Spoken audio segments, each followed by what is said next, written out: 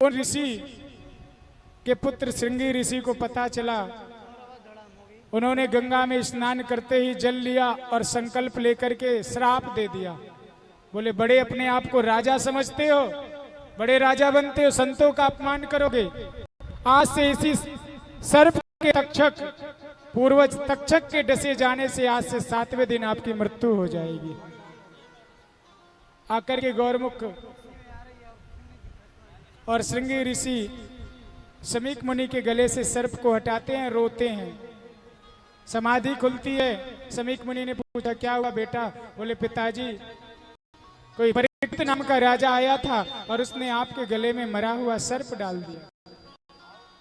ऋषि ने कहा कोई बात नहीं, वो हमारे राजा हैं और राजा के लिए सारी प्रजा उसके सेवक के समान होती है, हमें उनका स्वागत करना चाहिए, पर हमने नहीं किया, उनको क्रोध आ गया होगा, कोई बात नहीं।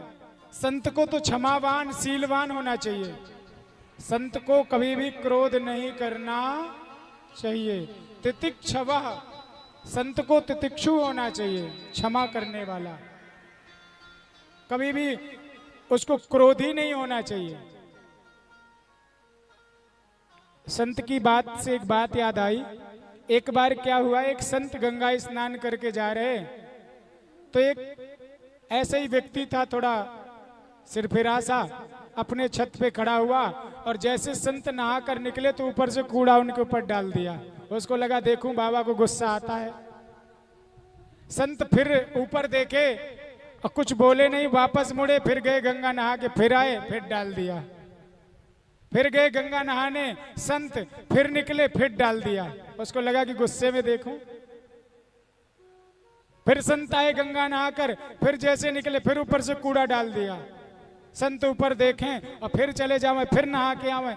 जब 10-11 बार हो गया, अब 12वीं बार जैसे संत आए तो कूड़ा नहीं डाला, आके चरणों में गिर पड़ा। कल बोला महाराज आपको गुस्सा नहीं आया, आपको क्रोध नहीं आया, मैंने आपके ऊपर 10 बार कूड़ा डाला। संत ने कहा भैया रोज मैं 1 बार गंगा नहाता था, आज तेरी वजह से 10 बार गंगा नहाया, तो मुझे गुस्सा कैसे आए? हैं कैसे गुस्सा आए?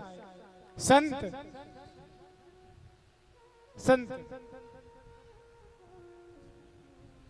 कोई सम्मान करे तो भी खुश हैं और कोई अपमान करे वही संत है। ज्यादा नाम के, ज्यादा सम्मान के, ज्यादा स्वागत के पीछे पड़े वो संत वही है। किसी ने माला फूल पहनाई, खूब स्वागत किया तब भी ठीक है, किसी ने अपमान कर दिया तब भी ठीक है, वो संत है। जिसकी इंद्रियां शांत हो गई, जिसे बाहर के दुनिया के व्यवस्थाओं से या दुनिया के मान सम्मान से कोई लेना देना नहीं, केवल वो अपने अंदर बैठे उस घट घट में भगवान श्री कृष्ण में मग्न रहता, वो संत है। वो संत है जो शांत हो चुका है, जिसकी मन बुद्धि इंद्रियां, जिसका कर्म, जिसका तन मन सब शांत हो गया, वो संत। प्रेम से बोलो। तो आप कहेंगे महाराज हम तो रोज सुनते हैं संत गुस्सा हुए श्राप दे दिए, आप कह रहे हो संत को गुस्सा नहीं आता, क्रोध नहीं आता। तो देखो संत जब क्रोध करते हैं ना और किसी को श्राप देते हैं, तो ऐसा कोई उदाहरण नहीं पाओगे जिसको संत ने श्राप दिया हो उसे भगवान ना मिले हो।